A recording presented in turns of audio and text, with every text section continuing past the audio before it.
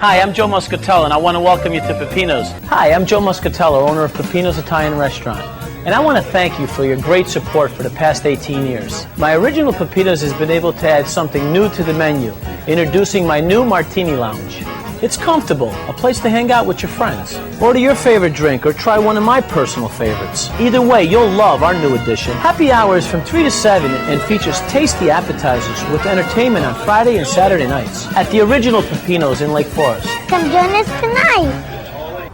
Wow, being here brings back so many memories.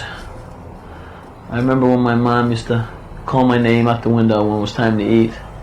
She used to scream, "Peppino, come and eat." Come running. That's what I want you to think of when you hear Peppino's. Come and eat.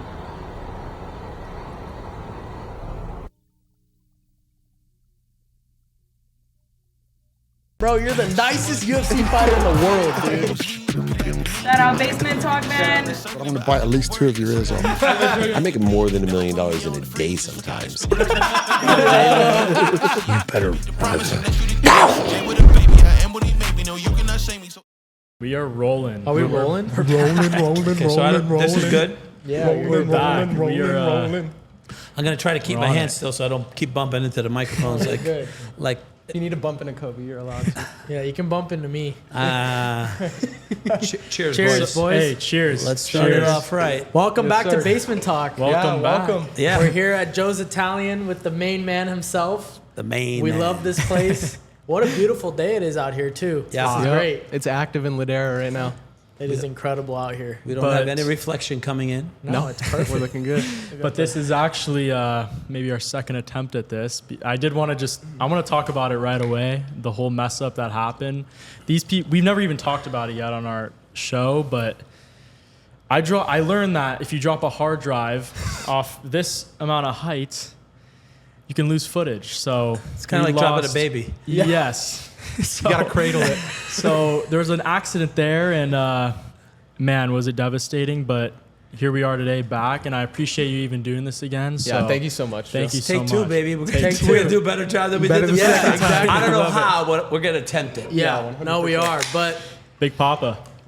Did we already cheers? we Yeah, we cheersed did, it. but let's I do it didn't, again. but you know what? I didn't drink. We didn't drink. Cheers. Cheers. Why do you have man. a By the smoothie? way, John, we're cheering to you, buddy. Yeah, shout out John. Cheers, Shiggy. John. John comes John. in all the time. Big man. Shout out to John John's one of the Shahidi. founders of Happy Dad. Does he get the Big Papa? I don't know if he's He is the big papa. He is the big papa. yeah. He's a good guy too, by the way. Great guy. Really I good just guy. saw he came in the other day. Yeah, That's awesome. he was chugging. He chugged his own gigantic can. They were doing some crazy thing that they were all running around. Yeah. There was like 5 teams. Oh, no way. And he had to sit here and I go finish it, and so he's like, "I'm only here." I'm like, "Well, Go. keep going."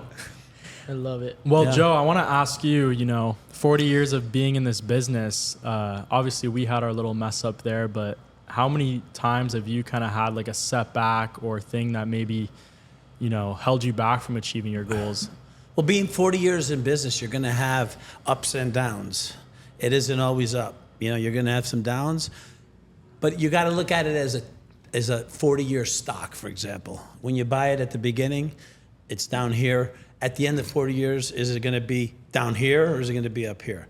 Okay, so you're in the middle, you're going to go like this. But hopefully at the end of the 40 years, you're going to be up here. And I'm not talking about money-wise. I'm talking about, number 1, education. Number 2, popularity. Number 3, knowledge of knowing how to run your businesses. Knowing how to figure out if there's an issue quicker than when you're younger, because now your experience, you've been doing it for so long that you catch a problem before the problem turns into a bigger problem. So those are some of the things that I'm talking about as far as my 4 decades of doing this, is the knowledge I've gained over the 40 years. Do you remember a specific setback that maybe had you questioning, should I keep doing this or? Never should I keep doing it, because I love what I do. But there's been setbacks, like in economies. When the economy takes a shit, sometimes things happen. And there's been some times where things did take hits. And things didn't always go your way. Okay, there was one in '90, there was another one in 2006. Then we had what's called the pandemic. So there's been a few over my 40-year run, but overall, you know, still here, still talking on a microphone and drinking a Happy Dad. Yes, so, sir. So you come from a very strong, amazing family up in the East Coast. Tell us how you got into the business. Okay. Tell us how you kind of grew up. Sure. When I was a kid, when I was like 12, 13, 14 years old, my first job back east, I'm from upstate New York, Troy. So basically, I got a job at a little pizza place, just washing pans, making sandwiches, learning how to bake pizza. Then I got hired off and to another place, and I was in a mall, and I literally became a pizza man, and I was one of the best pizza men in our area. Then I moved on to cooking, and I got hired into a couple of restaurants. I always jumped around when I was a kid because I wanted to learn. I didn't jump around because I got fired. I never got fired. I always jumped around because I wanted to learn from all the restaurants. All the restaurants in the area. So my last job was in Albany. This guy by the name of Michael. He passed away a year ago. It was great. He was a great guy, great chef. Still owned restaurants to this day, but you know, things happen and the man upstairs makes a decision. So anyway, my last job was cooking, and I was the line cook. And when I learned how to cook, I was feeding guys that were like all, you know, Albany's like the capital of New York. Yep. So all the big honchos were coming in, and at the time Mario Cuomo was the governor. All his honchos were coming in, so we were feeding a high-end clientele in a nice atmosphered place, but they're spending money. They were spending money like it wasn't theirs. I don't think it was. But anyway, but that's when I finally decided to make a move. And that happened with me and a buddy. We were just sitting. We came home from a club. We were sitting in front of my house. And it was like probably 1 or 2 in the morning. And we're just talking. And we're like, this is crazy. We got to get out of here. It's freezing. It's 20 below. I mean, I'm like, there's got to be something better. And sure enough, we made a decision to start our journey the day after Super Bowl, which was in 1981, January, because in those days they had 2 less games. Who's playing? I don't know. Come on, man. Google. It could have been, I don't remember. You're good. But we did watch the game, and then we played poker that night at a place called Peter's. It was in Troy. And the next morning we headed out. You were gone. For the voyage of out here. And we got here, pretty much partied a little bit at night, woke up the next morning, and I was in my shorts, no shirt, no shoes, went out, made a phone call to my mom. I'll never forget this. And it's like 80, and I'm getting sunburned. Like literally, I'm staring at palm trees, and I'm looking, I'm like, damn, I just woke up in heaven. And in my mind, I decided at that moment, I'm never going back. I just can't go back. I mean, it was absolutely, in February, 80 degrees. I'm literally getting hot, burning feeling on my shoulders, and I just left 20 degrees below. So that's what made me stay, is that sunshine and those palm trees. So your family, like your mom and dad, were they ever in the food business as well? No. My mom and dad were immigrants. They were from Naples, Napoli, outside of Napoli, which I was just in Italy. I saw that. Yeah, I saw my mom's side, by the way, all Really? the cousins. No Yeah, way. it was great. We spent the whole night together. But they came here. I grew up in a very Italian family that cooked. See, we didn't go out to dinner. All my relatives are first generation.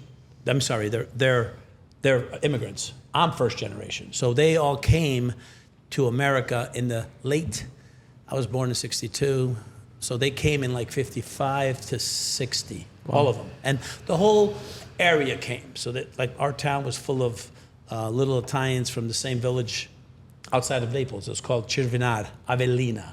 So when they came, we grew up going to each other's house and, you know, the relatives and the cousins and eating there. And I watched my mom cook, and my mom was a terrific cook. And I was intrigued, and I learned a lot of the home cooking at home.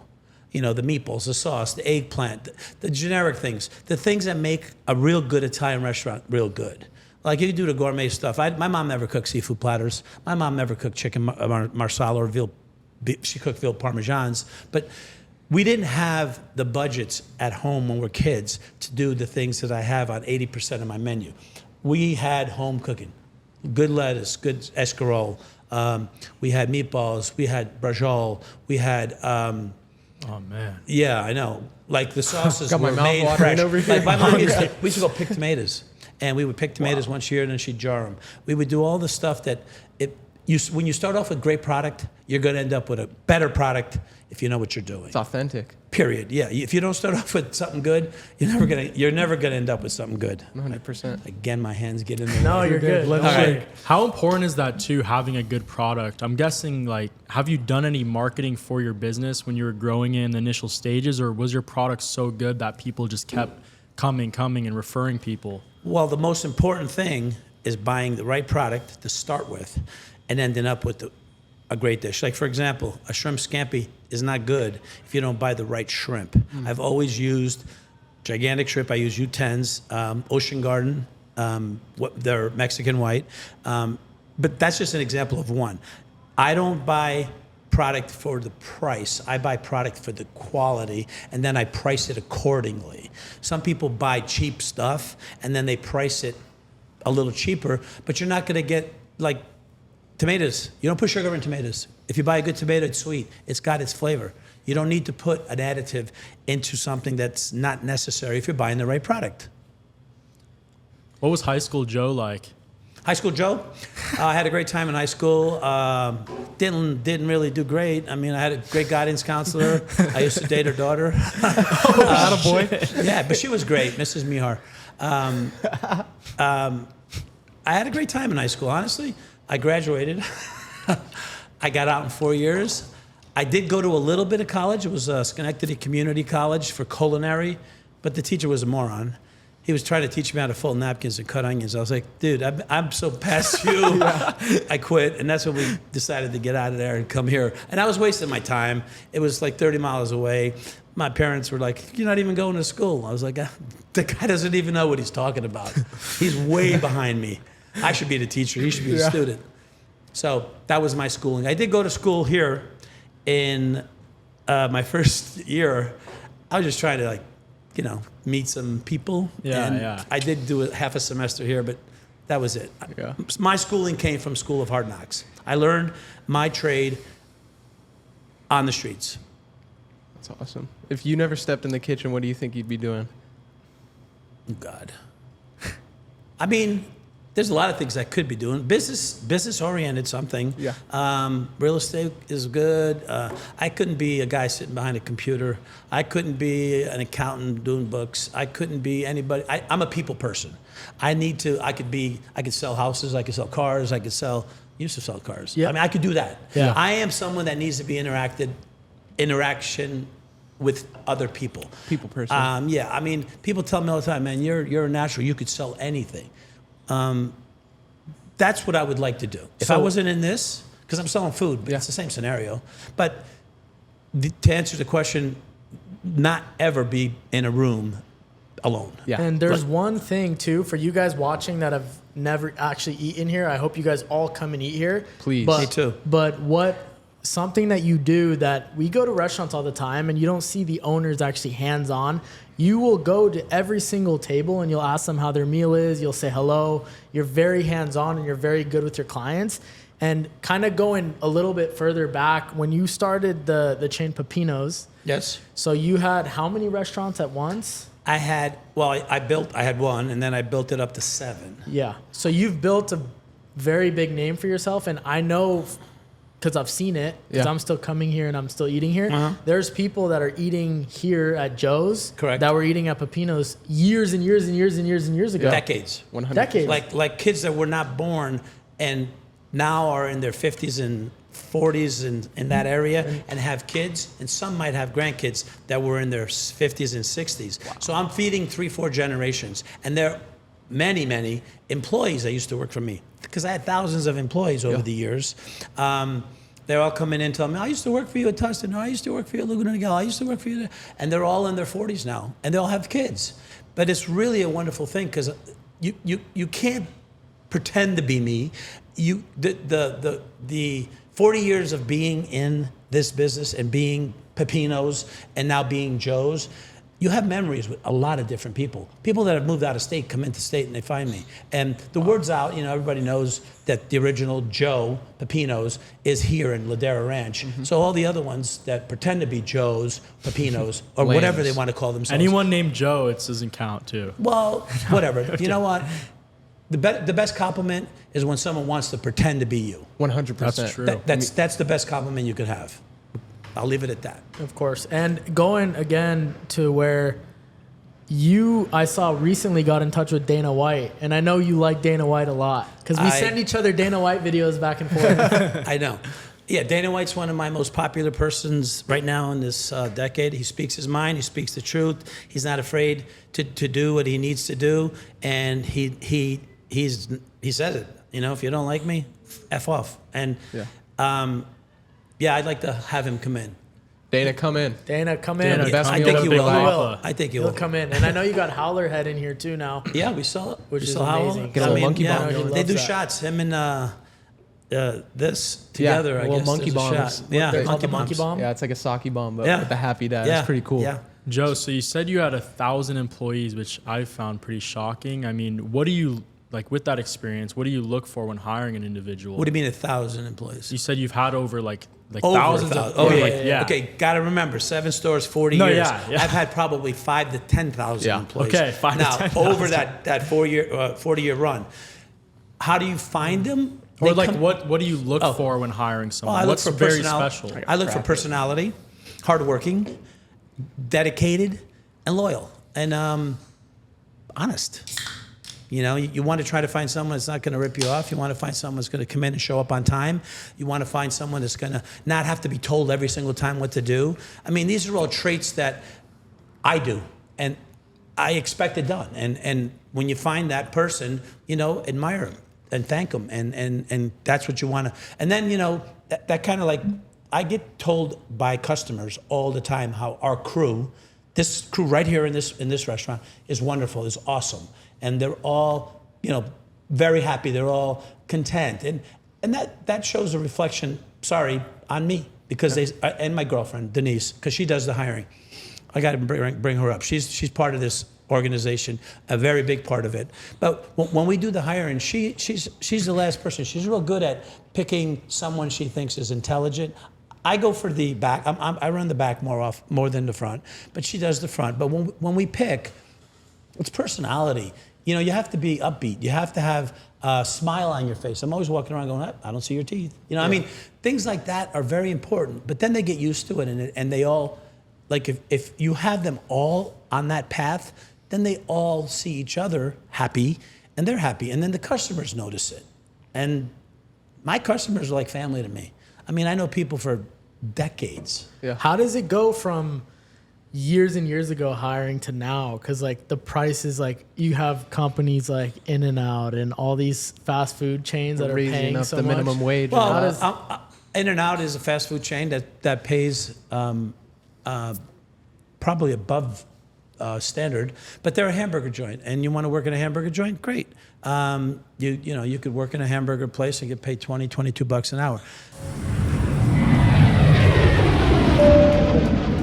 Hey guys, yes, I'm on a private jet, and none of this would be possible without our sponsor Zill Media. If you need any social media or any content done, or even start a podcast like ours, they are the best in the business.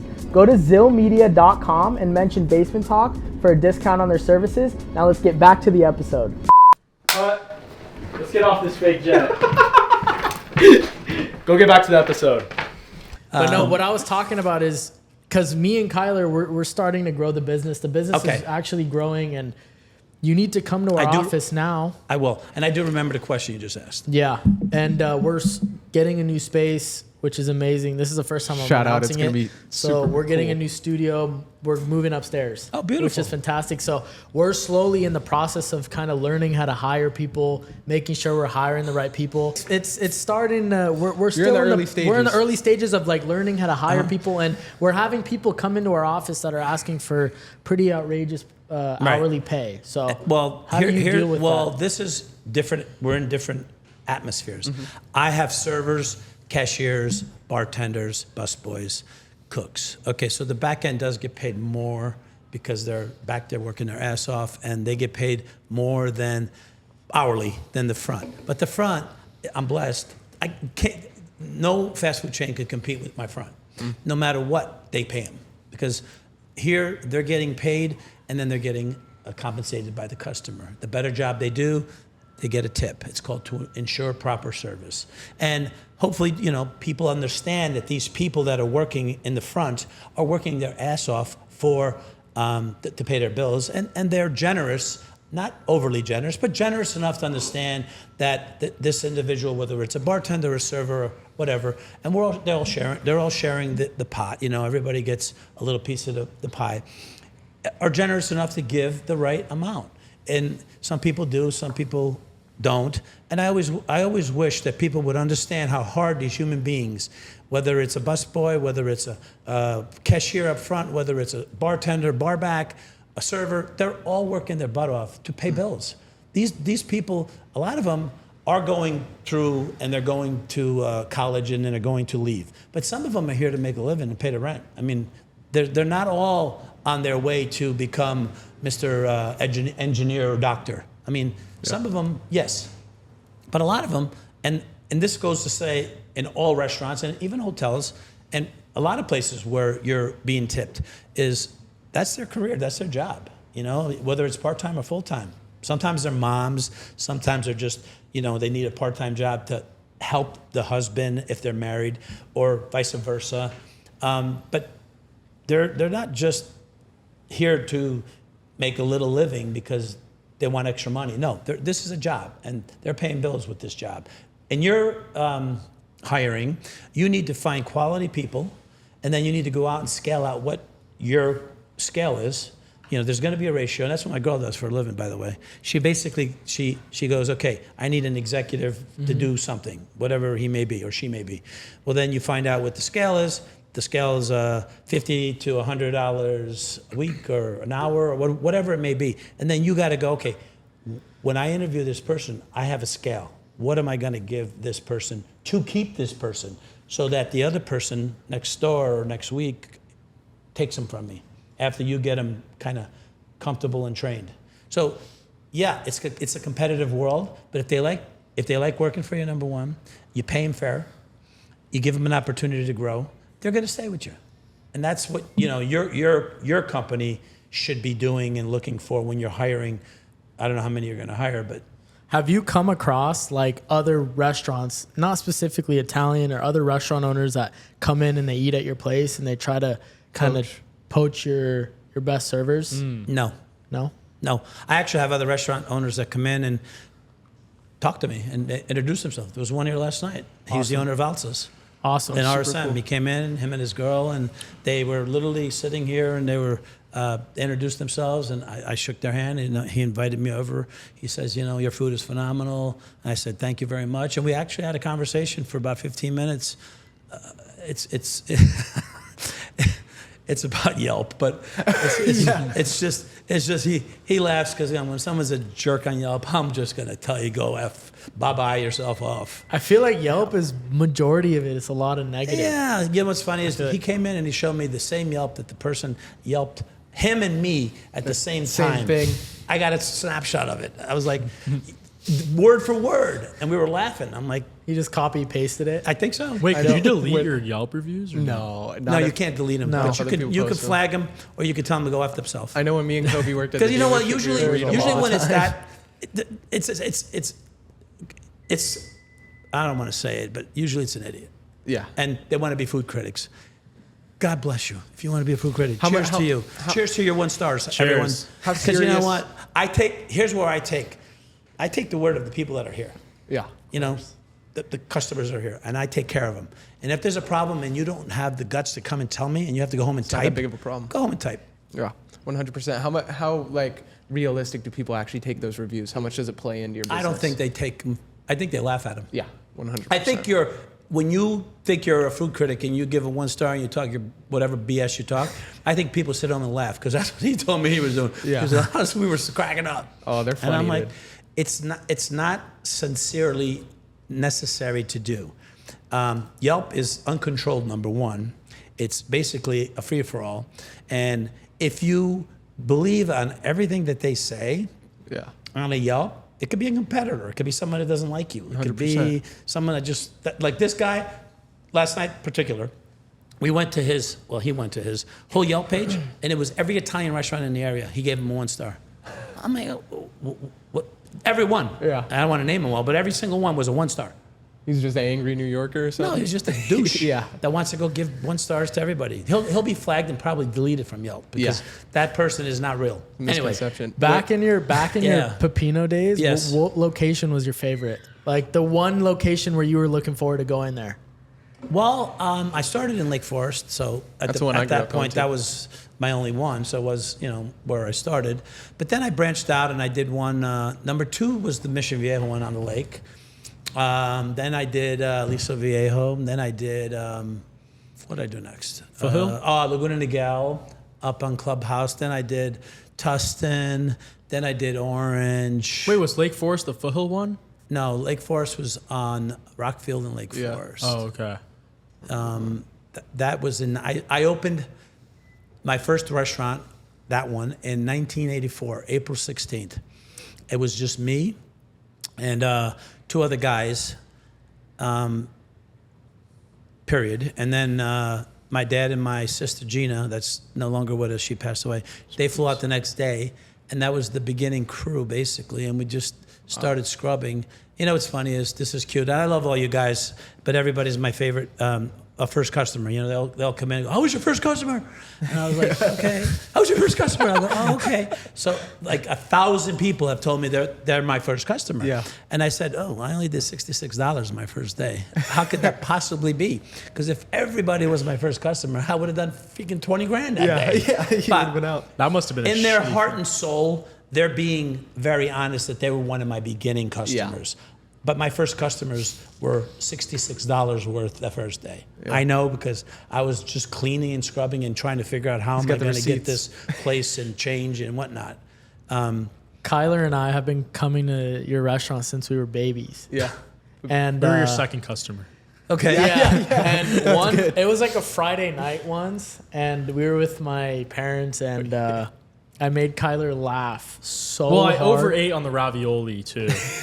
Oh, yeah. I made him laugh remember so telling hard. you. Did we I tell remember you? having to clean that mess. Yeah, he threw up all over the floor, or all over the. It was bad. We were sitting outside on the one in Foothill, and I was like, "Bleh." Say sorry to the busboy that was working that night. I know. I'm sorry. See, now dude. Foothill came 10 years later, and maybe even more.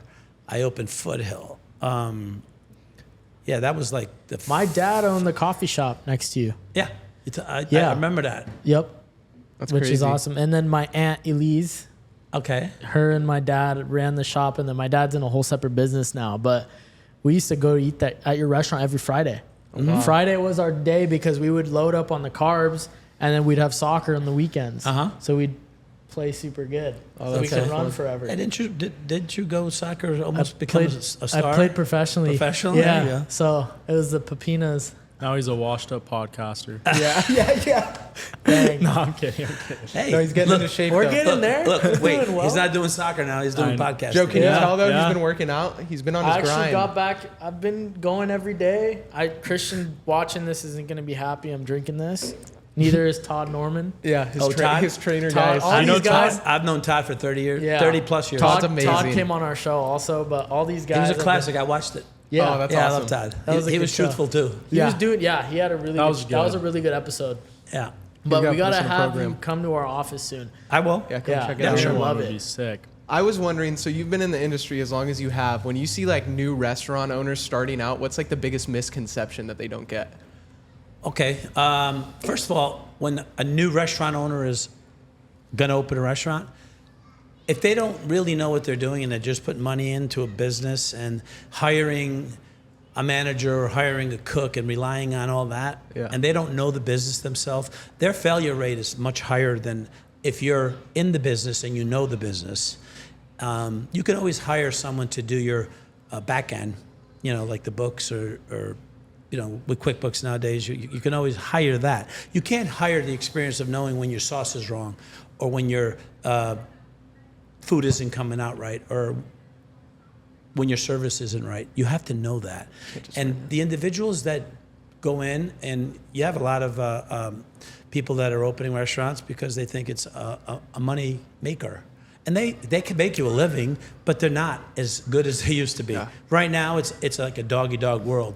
With rising costs, inflation, our food went up since I opened this place over 25%. Wow. And purchasing, yes. Labor went up. Everything goes up. Gas, electric, telephone, insurance. Insurance, they canceled me. Farmers, I've been with farmers for almost 40 years, 36 years. And I swear to you, about 6 months ago, they sent me a letter saying, "Oh, we're canceling you." I'm like, "What?" Wow. I call my agent and I go, "What the hell's going on?" He goes, "Oh, I don't know. I just saw the letter myself." Well, they deemed me being in a fire zone. I'm in a shopping center. So I had to get a different insurance company. Yeah, which costs more money. It's crazy. I mean, I'm insured, of course. You have to have insurance for the landlords, and you have to have insurance for yourself. But these things pop up, and you don't realize it. And if you're not prepared financially, what do you do? Yeah. That's the other thing. People think that they're going to open up and start paying the bills, and the money starts coming in. Money's going to start coming in. You better have a backup, because if you don't, what do you do? Yeah. Because you can't turn around and get a loan when you don't have any money. And you see it a lot too when like athletes make money, celebrities, artists. The first thing they want to do is open their own restaurant, do their own thing, and then. Well, some of them get lucky because what they create is a brand. Like some of the guys, like the tequila guys. There's The Rock, Terramana. Okay, he's very successful because of his name. Yeah. Did he make that tequila? Absolutely not. He has his name on it. He promotes it. He's just a big name. The guy could sell anything and probably make hundreds of millions. It's probably worth that brand right there. That's somewhere on my shelf. It's probably worth over $1 billion to $2 billion. But based off his name, probably. Yeah, and the other guys, Casamigos, Clooney, and a couple of his other Hollywood guys. I mean, all they did was create a brand in Mexico, and but they're popular. Their names are big, so they can do that, and they have money coming in. You have Tequila Mandala on there. Yeah. Do you know those guys? Yeah, I know. We're working with Craig. I don't know all of them. I know. We just started working with them. They have a meat company in Los Alamitos. Mm-hmm. Okay. So we're going in there tomorrow. I can put you in touch with them. Okay. Yeah, we just started working with them last week. And what part? We're doing their marketing for their meat They're company. Armenian. They're two Armenian brothers just like us. Oh, really? Yeah. So and they make tequila like Mexicans. They own the bottles right there. Yeah, tequila. the reference. really they're good. very Really good popular. tequila. They're Yeah, selling well. I've actually never tried it, which is weird. Yeah. I love it every time I've had it. I've never tried it. Well, But we're not going to try it now. No, It's a little too early for me to do tequila. yeah, no. But middle of the day, guys. We We're not just started drinking working tequila. with them. But how hard is it to have your liquor license with all those stores and then transition it to like Ladera or this area? Is it easy or hard, or how does that work? A liquor license is basically like buying a piece of real estate. You have to find a liquor license that's available, and usually that's through a broker. I have a broker that I've been using for many years. He's a lawyer. You call him and you say, "Mike, find me a license." And what they do is they go out fishing for a license, and they vary in price. The variance could be from 30 to 150. Okay, that's a big variance, right? But it depends on the market, it depends on the economy, and it depends on the amount of licenses that are out there. It's just like real estate. The more houses on the market, the better the rates, the more homes will go on the market, and that's the same thing with a liquor license. The more that are on the market, the lower the price will go because there's an abundance. The tighter the market gets and there's hardly none, the price will go up. Yeah. So basically, it's just timing. But you got to buy that license. See, beer and wine, you just get it. You apply for it and you pay a fee of about $1,200 a year. Okay. Whereas the liquor license, you have to purchase the license, go through an escrow, then you own the license. It's an asset, and then you have to pay still a fee every year. Wow. Yeah, I know. But it's a tangible asset that can be sold. But again, you could lose money on it because it doesn't, and you can't sell it if you have a restaurant because what are you going to do? Yeah, Sell you need the the liquor license. license, and what am I going to sell you? Water? No. Yeah. So you have to keep it, and it usually doesn't sell unless someone's not doing well. Got it. Yeah. I didn't know that the process was so crazy. Yeah, like me that. too. That's super interesting. Yeah. We ask a lot. Well, I ask a lot of business owners this whenever we have them on the podcast. But do you think entrepreneurship is you're born with it, or is it learned? You have to have it in you to be, okay, when I was a kid, I wanted to own my own restaurant. I knew at 14. My first time going to Italy, I literally, when I started working in the industry, I said, geez, I want to own my own joint. Now, that dream came true when I was 21. I moved out when I was 18. I keep forgetting this right here. Yeah. But I think you do have to have it in you to be an entrepreneur. Because some people want to have a safe life. You know, they just want to get a job. They want to go to college. They want to come out of college and get a job. Routine. They get a salary. They know they're going to make an X amount of money. You know, they can budget themselves. An entrepreneur doesn't know that. He just knows he wants to have his own thing, whether it's a car dealership, but you work for Matt. I mean, he came out here and started 4 dealerships, you know, from, I think it was Ohio? Wisconsin. Matt Gunderson, that's running for Shout out to Matt. Senate right We're now. we're doing his campaign. I love the guy. too. He's a great guy. He's amazing. He comes in all the time. Vote for him. Vote for, yes. Everybody vote go for vote for Matt Gunderson. Vote for Yes. Matt. Yeah. He's a genuine man. He's real. He's just fantastic. He's got real stuff he wants to do. Yeah. And we need that. We need a balance. Everything needs a balance, by the way. 100%. Yeah, everything needs a balance. But the entrepreneurship, to finish that, yeah, I think you have to have it in you, and then develop it. I don't think it could come in later in life. You know, you can say, you know, I'm sick of working for a corporate, and I want to do this. And you could, you know, a light sparks, and you say, hey, I want to open up my own dealership, or I want to open up my own whatever. Yeah. But it takes balls. Mm-hmm. It does, because you have to have guts to do this, and guts to keep doing it, because it's a grind. It's a nonstop, every single day grind. It doesn't go away, and it's your grind. See, when you work for someone, you could always walk away and say, you know what, it's your grind. Bye, I quit. You can. I can't. It's a grind. The only thing that I can do is come in here and fix that whatever grind is, and keep grinding and keep grinding moving. and keep going and keep going. And like I said, 40 years, you know, you have decades, but you're going to have your ups and downs in life. And there's a lot of them, and I don't want to go through them, but there's a lot of them. And, you know, at the end of the day, you got to deal with the ups and the downs. Talking about Matt Gunderson, did you see the debate the other day? The debate between who? Biden and Trump. I watched it. Yeah, it was pretty entertaining, huh? It was a joke. Yeah, it was a joke. I know scary. Trump sucks. I'm kidding. Well, I'll tell you right now, he didn't do too bad that night. That's all I got to say. We don't kidding. do politics on our show, but vote for Trump. Yes. Oh, it was pretty entertaining. We were laughing. Entertaining. Me and my family were laughing. The classic line was when Joe started going, and you know, Medicare, and then Trump went. I don't even know what he just said at the end. I don't think he and knows I don't what he think he said. knows either. I almost fell off the bed because I taped it. I was working. I had to go home and watch it. But again, you know what? Whoever wants to vote for whoever wants to vote, God bless you. 100%. Just come and eat here. I don't need to talk politics. And it's not my business what you want to, it doesn't matter to me. Yeah. So everybody watching, you guys have to come eat here. What is your favorite drink here and favorite meal? You would say. Me? What would you recommend? One drink. I mean, everything is good. I've eaten pretty much everything here. But what is your favorite drink? Special drink, and then one special meal that you would say. I have it named after me. It's called the Joe's Dirty Martini. Oh. One olive and one onion, and I like An it lightly. onion? Yeah, I put an onion in it. It's a marinated onion. Yeah, gives it a little twist. And then I like it lightly dirty. Sometimes what I do when I go out, because they mess it up. Yeah. I almost said a bad word. But, so what I do is I order it just vodka and one onion and one olive, and I go, could you put the olive juice on the side? Because sometimes they'll over olive Drench it in the and olive juice. I'm like, it's too salty. It's too much. So I'll pour my own. My girl likes just a tad. We both like the same drink. My favorite meal? God, I put a pork chop on the menu just for me. So that's one of my favorite meals. It's phenomenal. It's a bone-in, you know, big chop. But I don't have a favorite.